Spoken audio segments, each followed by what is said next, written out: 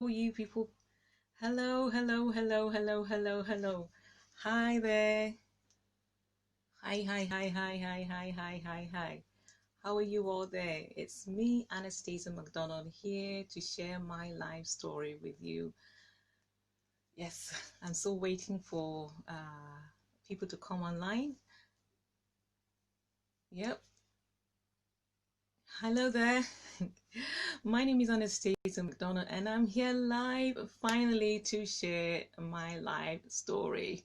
Yes, I promised that I would do it, and here I am. I am excited and I'm looking forward to taking you on a journey with me from where I used to be to where I am today.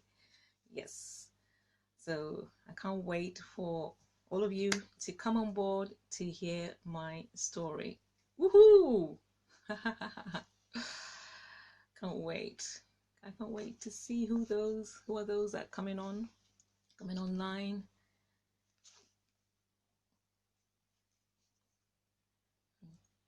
Hello there.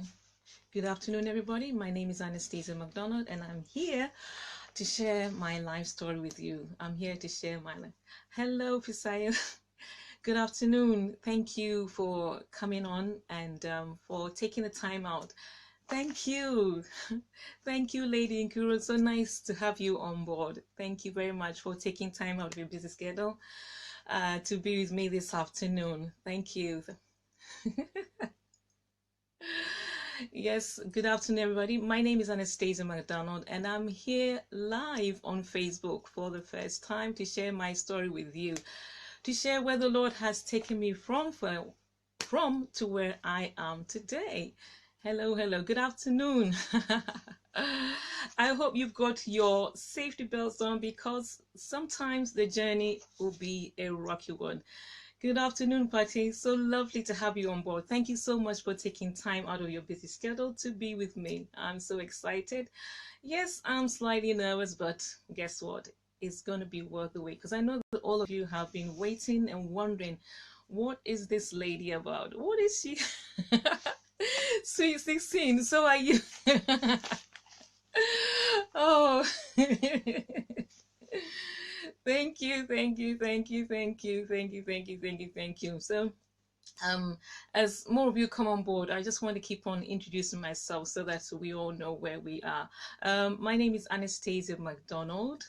I'm here live on Facebook for the first time. I know I have kept many of you waiting, and I can't wait to share my story with all of you. But basically, let me start. Let me just start. Let me just give you an introduction. It's not the first time I've wanted to share my life story. It hasn't been the first time. I've heard messages from other leaders, pastors about sharing your story. But there was one day, hi Tina, there was one day I was listening to one of the most amazing and brilliant coaches and mentor that God has placed in my life, Dr. Sandy Adelaja. He was teaching on the topic, you are not an afterthought. Now, by the way, Pastor Sandy Adelaja comes twice a day on Facebook, and he does teaching sessions, and you don't want to meet these sessions. No, you don't. And he comes on in the morning at 7:30 a.m. and in the evening at 7 o'clock. I will give you details later. So anyway, I was listening in to the teaching session, and the topic that day was, you are not an afterthought.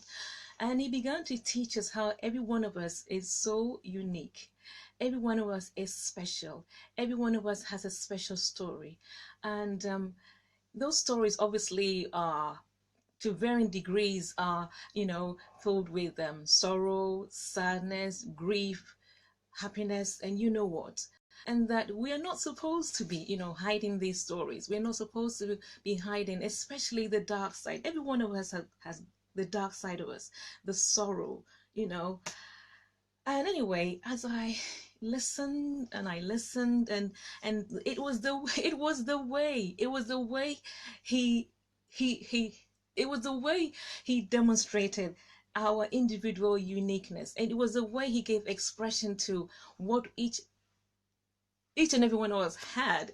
It was the way, basically, it was the way he came across to us, and it really touched my heart. And it made me sit down and think, Anastasia, you may think that you don't have anything special, you may not have anything on a celebrity status, but actually, you really do have something that nobody else does have. And so the more I listened, and I thought, okay, Anastasia, you know what? This is the time. And so after the teaching session, I said, Anastasia, this is the time.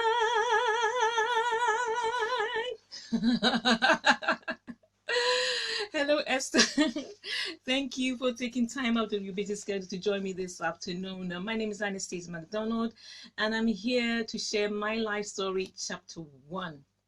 Um, every one of us has a story. You have a story. It may be a horrible story. It may be a good story, but every one of us has a story.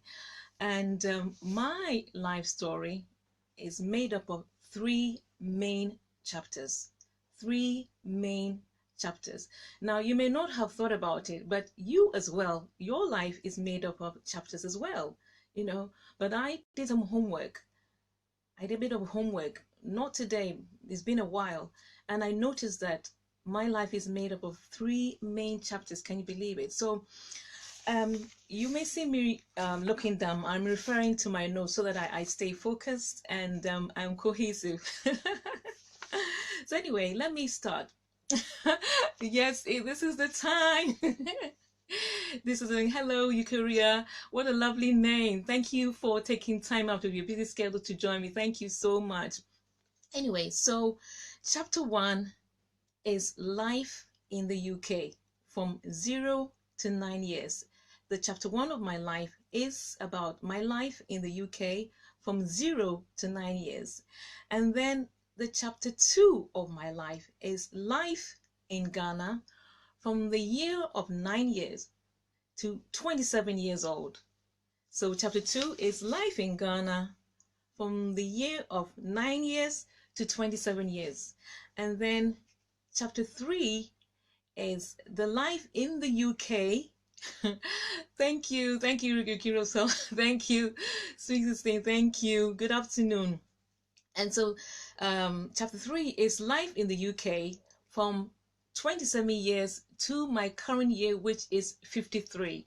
So I am 53 years old. So I have chapter 1, chapter 2, and chapter 3. So today is all about the chapter 1 of my life from 0 to 9 years in the UK. I was born in the UK. So let's get started. Let's get started, everyone. Hello, Elizabeth. Hello, my darling. Hello, my queen. How are you? To all of you. Hello, hello. So I'm going to start. I'm going to start the first chapter which is from 0 to 9 years. Now, my mom and dad, they originally come from Ghana, as you may have guessed. And so when my dad married my mom, he came to the UK. He moved to the UK from Ghana in the early 60s. And it wasn't too long afterwards, he arranged for my mother to join him. So mom and dad ended up here in the UK. Now, let me tell you something. You may know this or you may not know this, but life in the UK was not a walk in the park. It was very difficult. It is not all the experiences that we are enjoying today. No. It wasn't like that. There was a lot of social prejudice and racial discrimination at the time. There was not a lot of things going on for Black people. My dad came over to the UK to study. Yes, he came to study to better himself. So here they were, a young couple in the UK in a very difficult time, trying to make the best of themselves. And anyways, against my parents' best judgment, or as any couple would, wasn't thought careful about things, my mom fell pregnant. My mom fell pregnant. And so at the time it was like, okay, what are we going to do? Look at our environment, look at the challenges there. What are we going to do? So they decided, you know, this was not the best environment, so we're going to have to get rid of the pregnancy. Yes. So they decided that they were going to get rid of the pregnancy, you know. And like I said, during the time, life for the Black people, it was not a walk in the park. Things were really, really tough. And so at the time, they had a small Ghanaian community. Now, what I'm telling you right now, I forgot to tell you, what I'm telling you right now are events that were revealed to me late in my 30s. I didn't know this, and it, as I take you on subsequent videos, you will understand certain things that I will share with you. So I got to find this about my life in my late 30s. So anyways, so my dad did some homework, and there was a small Ghanaian community, and was able to discover or find or locate a doctor who could do the abortion. He could do the abortion. So anyway, I don't know when or what date it was, but what we know is they went and to get the abortion done, and the abortion was done. People, beautiful people, the abortion was done. And so hi hubby, I can see my hubby has joined me online. Thank you, honey bunny, I love you so much. Anyway, so yes, the abortion was carried out, and my parents returned home.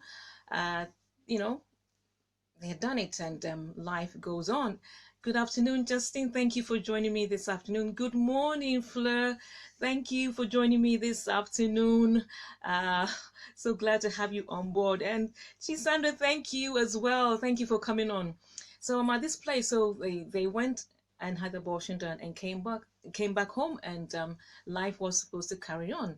However, I'm not sure how long, but what did happen was they discovered that, my parents discovered that my mom was still pregnant. Guess what? The hand of the Lord prevented the abortion, even though the abortion was carried out, but God supernaturally saved me. I lived. Now, this is where the story gets a bit interesting and tricky. Good afternoon, Molly. Good afternoon. Thank you for coming on board. Thank you for taking time of your busy schedule. So my parents noticed that my mom was still pregnant. And at this time, actually, this, like I said, this story I'm sharing with you right now, I found out at the age of, I think, 38 or 39 years. And it explained many things that I didn't understand at the time. Anyway, so when my dad discovered that I was still pregnant, he said to me that if God has allowed me to live, then there must be something special about me. There must be something special about me. And so at that time, he made a covenant with God. Now, my dad is not a Christian. He's not a Christian per se. He's a nominal Christian. Actually, he's a Catholic. He's a nominal Catholic. He doesn't, even up to date, he's still Catholic. He doesn't go to church. You know, they believe in saying this and saying that. But anyway, at that time, he went to God and said, God, since you have allowed this child to live, I am going to call her in, which I'm going to explain, my African name. I'm going to call her, God, this child is your responsibility. I'm going to call her Enyamisem. Enyamisem means God. I'll explain it like the Ghanaian way or the Nigerian way. God, it be your matter. This shall be your matter. She be your matter. Oh, if you have let her live, she be your matter. But I'm not Nigerian, so I'm not saying it the way that you would say. But essentially, well, God, if you have allowed her to live, then she is your responsibility. Anyway, so mom had me, you know, after 9 months, and I was named Anastasia Efia Enyamisem Oting. My dad's my maiden name Surname is Oteng, Oteng.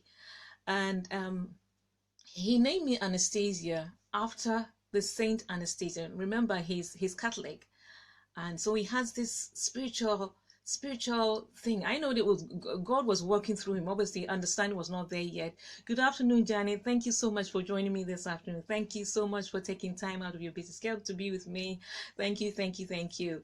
Today I'm talking about my life story, chapter 1. Anyway, people, so he named me Anastasia after Saint Anastasia. And then the Ephia is the African name you give to a girl born on Friday.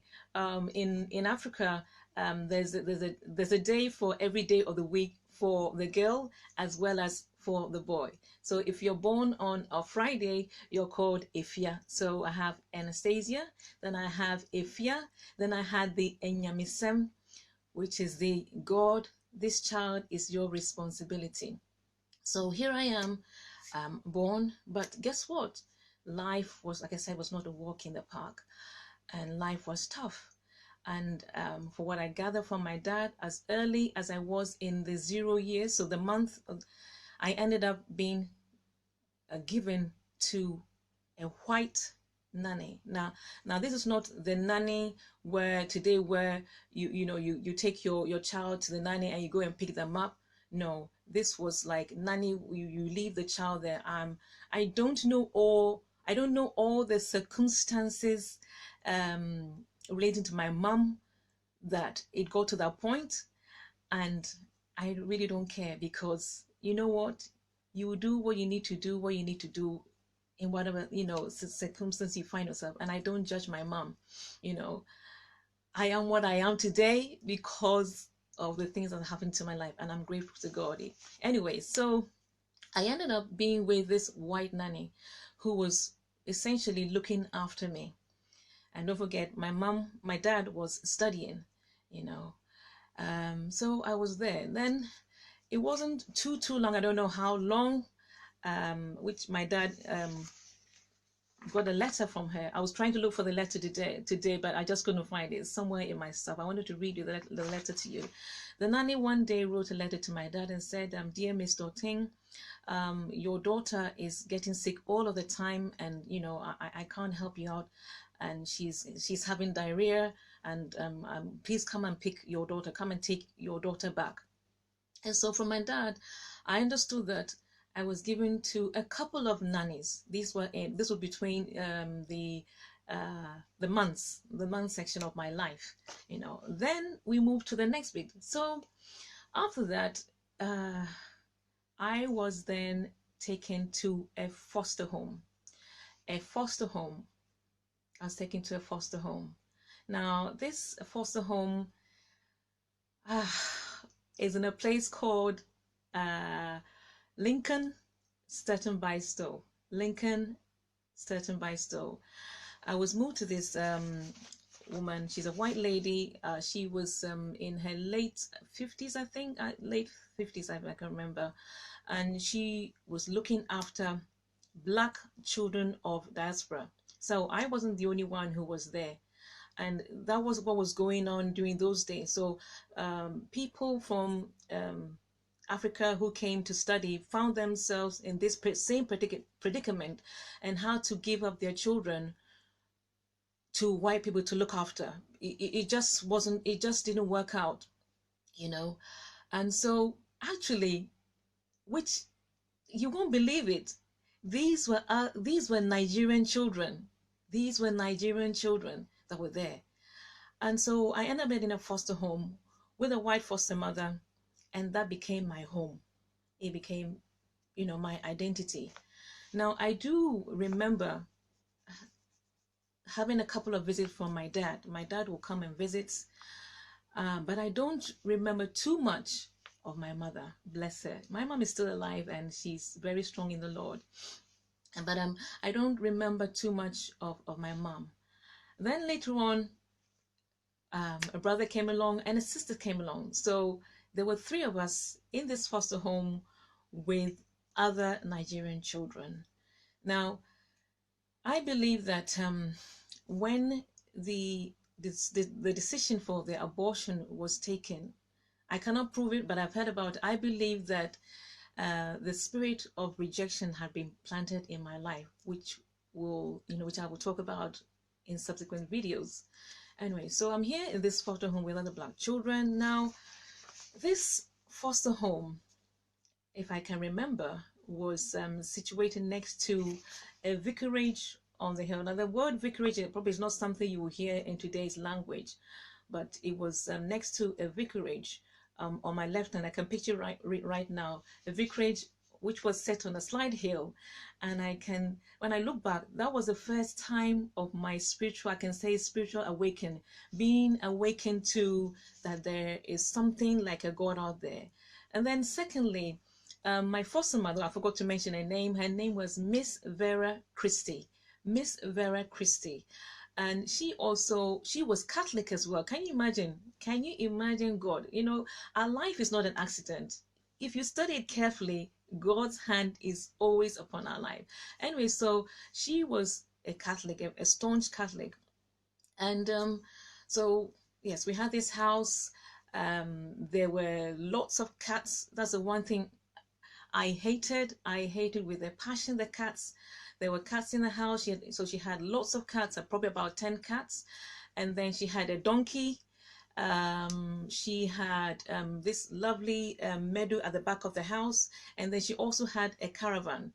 And so there we were. That was life for us, growing up there. And I was a very quiet person. You see me talking to you today? Do you see me talking to you today? I was extremely quiet. I didn't know how to talk. And the issues around my life also had made me quiet as well. Anyway, so like I said, this was my home. I vaguely saw my dad, and then school started. This is where the forming of, what do you call it, the twisting of the mindset, because during those times, don't forget, Blacks, you were not seen as human beings. The bullying started. White people would come close up to me and be looking behind me for my tail. They actually believed that Black people had tails. They did. They actually believed that Black people had tails, and they would call me monkey. They would call me and my siblings monkey all the time. So look at the circumstances at the time. I was a very quiet person, and then the bullying was going on. There was nobody there to counter it, because it was the norm. It was just the norm. And so I became more inward. I grew more into my shell. I was very quiet. There were a lot of things going in my head, though, and a lot of communication in my head, but it was not something that I could verbalize. It was not something that I could verbalize. And then there was because my foster mother had a donkey. There was I tell you our story. There was this man,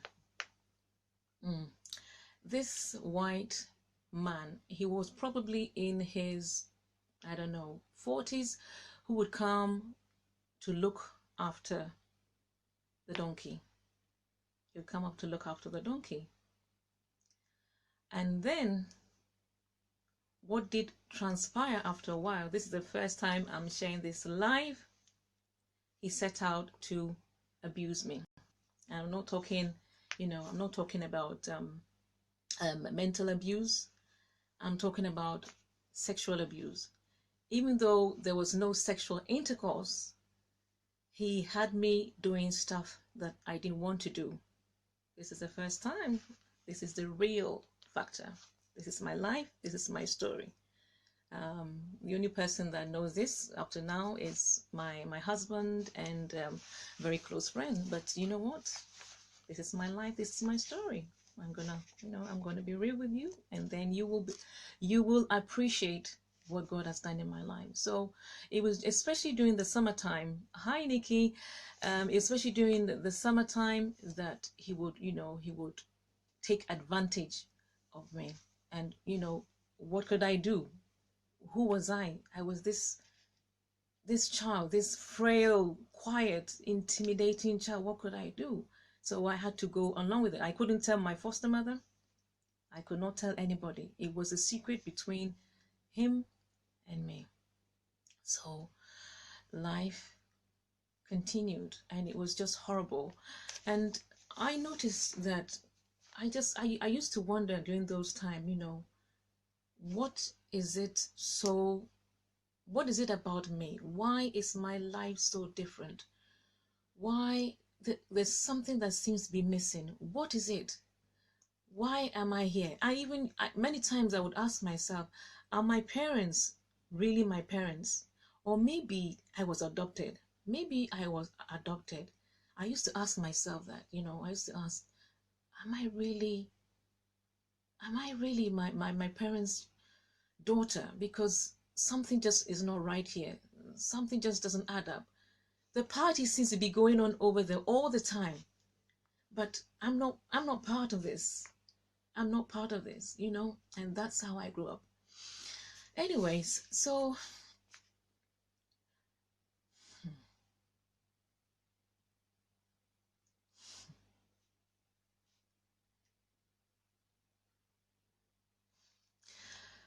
um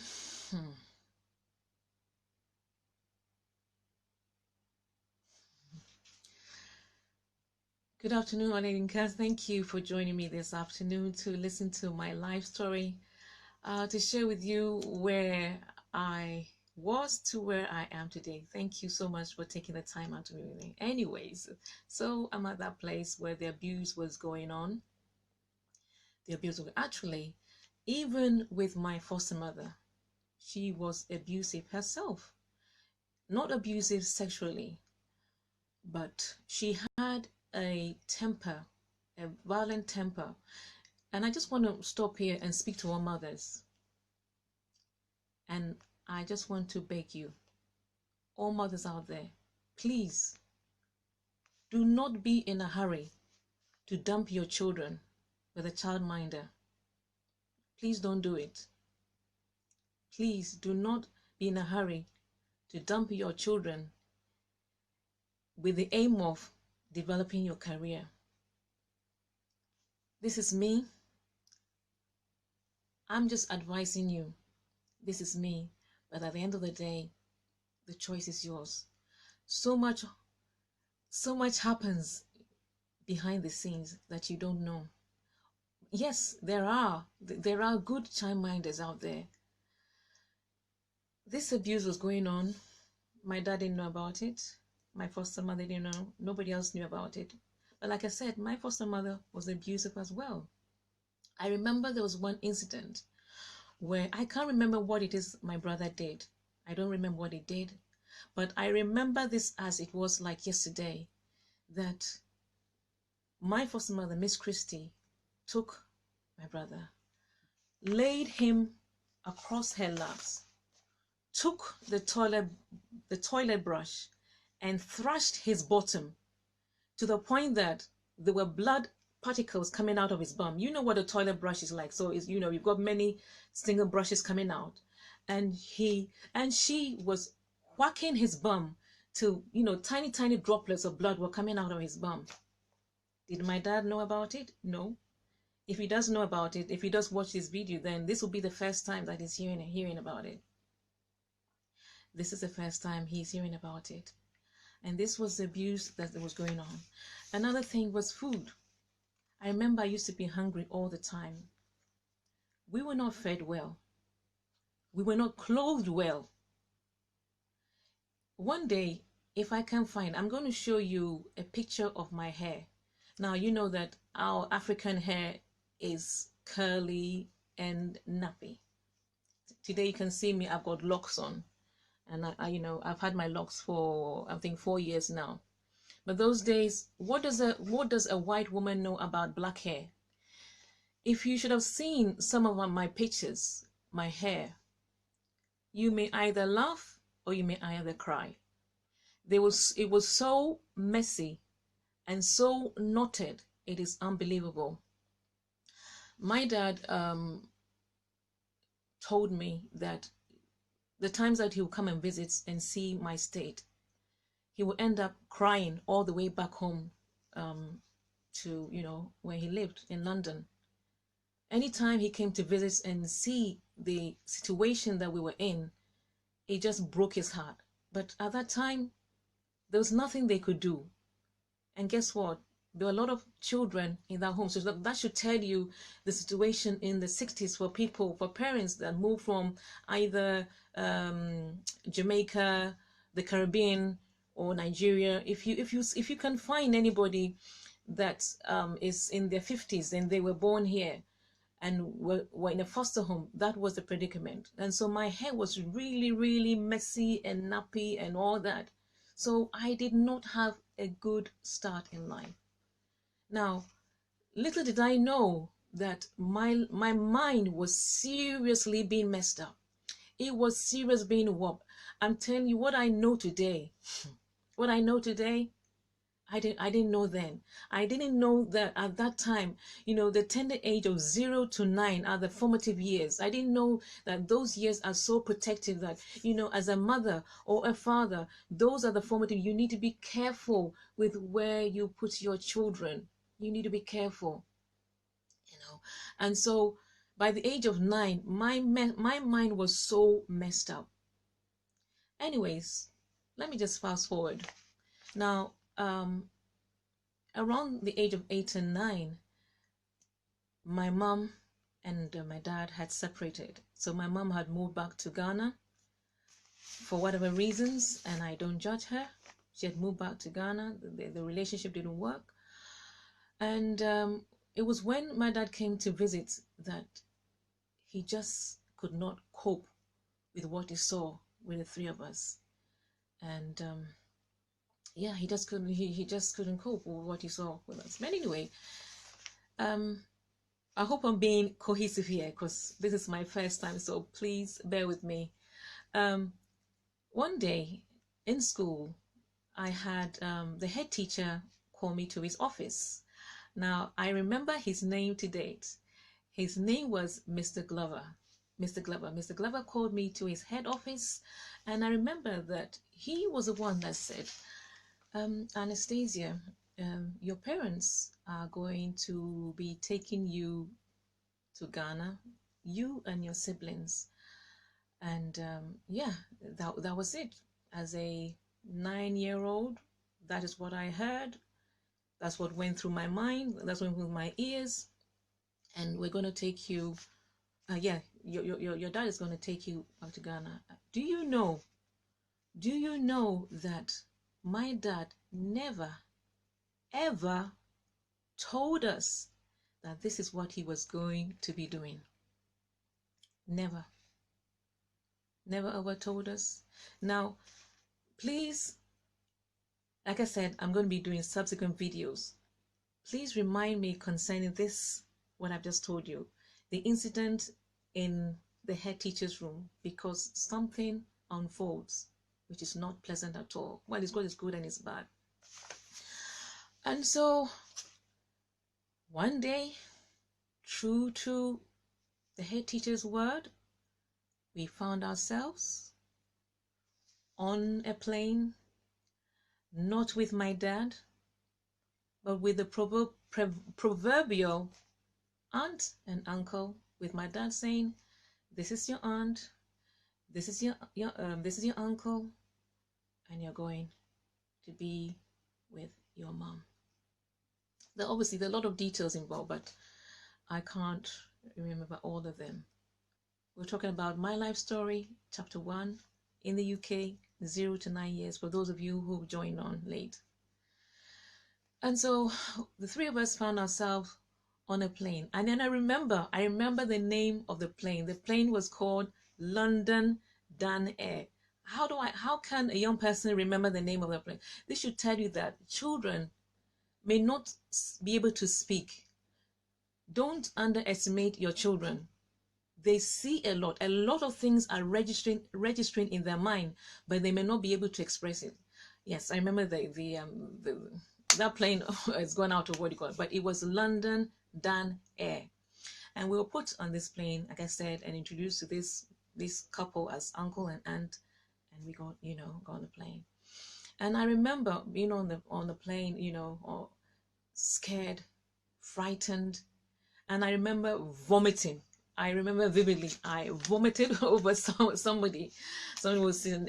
I don't know whether I don't know if it was my aunt or my uncle, but I do remember the vomiting. It was so bad. It was so bad. And guess what? We found ourselves in Ghana. In Ghana. What a shock. What a shock.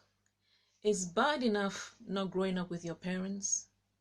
It's bad enough being put with multiple nannies. It's bad enough, being put in a foster home and not seeing your parents. It's bad enough going to school and being called a monkey, and for the children looking behind you for a tail, and perhaps you thinking, maybe I am a monkey. But then the cultural shock that was waiting for us in Ghana was beyond expression. It was beyond expression. It's beyond expression. And I remember when we landed and went through the customs and everything, which I don't remember actually. I don't remember the customs, but obviously you'd have to go through the customs. And I remember seeing my mom afar off, and the look on her face. The look on her face it wasn't joy. It wasn't, woohoo, my children are here. But I guess it was, it represented pain, fear. What am I going to do with these 3 children? How am I going to look after them? I think it represented the failure of her past, or whatever it is that went on when she was with Dad in London. But you see, I can tell you right now that I can vividly see the expression of our mind. And that's why I'm saying to you, mothers and future mothers, please don't be in a hurry to dump your children with a childminder or anybody else. Do your best to look after them yourself. I'm just saying. Anyway, so here we were in Ghana. I'm going to stop here because that's going to be chapter 2 of my story. Chapter 2 of my story. That's going to be chapter 2 of my story. And that's going to be from 9 to 27 years. So that is a long gap. That's a big gap there. And it is between this year, the year 9 and 27, where a lot of stuff happens. You're going to need your safety belts, because guess what? It's going to get rocky.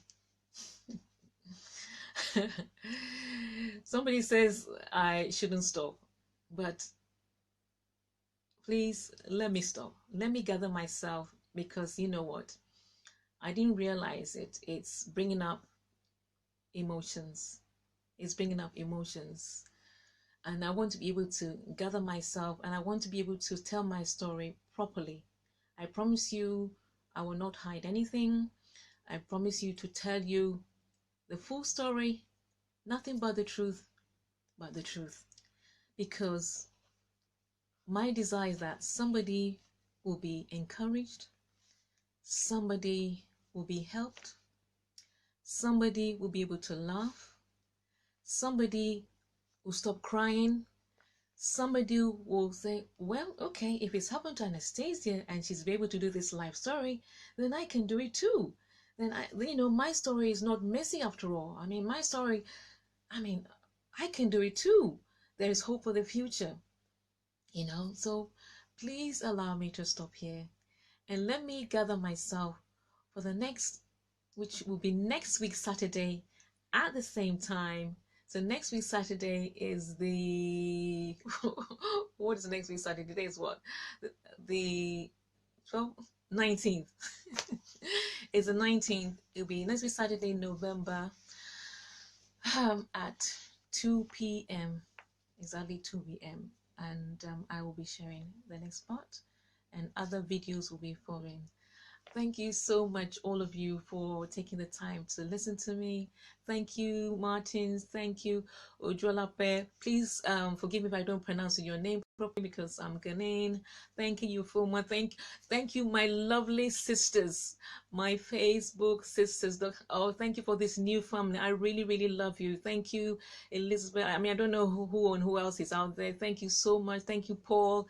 Thank you, all of you who've taken time to come on board to listen to me, and I hope you've been encouraged. So I'm going to stop here and say, oh, I forgot to mention, like I said to you, I've had teachers, other people encouraged to share our stories, but ever since I met, not physically but on Facebook, ever since I came under Pastor Sunday Adelaja, OMG, thank you, Jesus, my life has gone like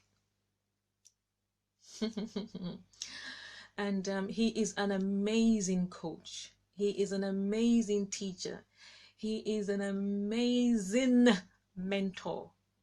Do you want to do what I'm doing? Sit on his teaching. So he comes on Facebook Live on his page, Dr. Sunday Adelaja, in the mornings at 7:30 and in the evenings at 7 p.m. UK time. You do not want to miss his teachings.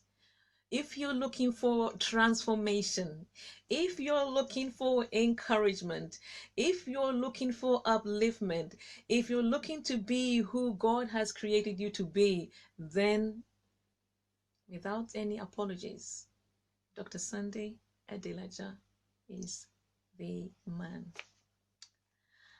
Thank you. God bless you. Bye.